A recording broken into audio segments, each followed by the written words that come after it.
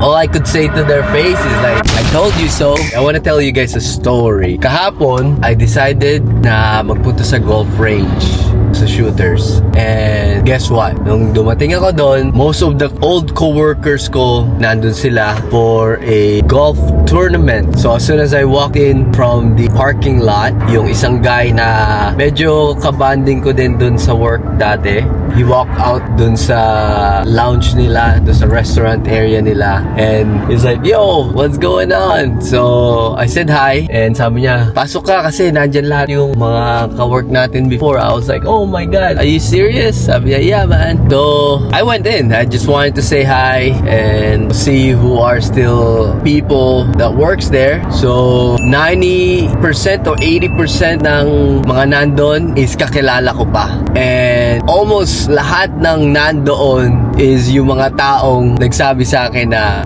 you're not gonna succeed in real estate. And ang saya ko kasi I bet on myself and I'm not stuck at that job anymore. I've been free from that job for 3 years now and I'm so blessed that I trusted my gut. I just wanted to share that story kasi sometimes you don't expect yung mangyayari sa'yo. Hindi ko na-expect na nandun sila lahat. And it brings me joy na makitang I succeeded dun sa tinahak kong road. And all I could say to their face is like, I told you so. Hindi ko sinabi yun. But in my head, it was like, yeah, I told you so. So lahat kayo, kung nanonood ka man, kung na-inspired ka man sa ginagawa ko, and you're still working at your 9 to 5, and your coworker don't believe on whatever you're doing, don't give up, don't listen to them, and keep doing what you're doing kasi eventually you will succeed.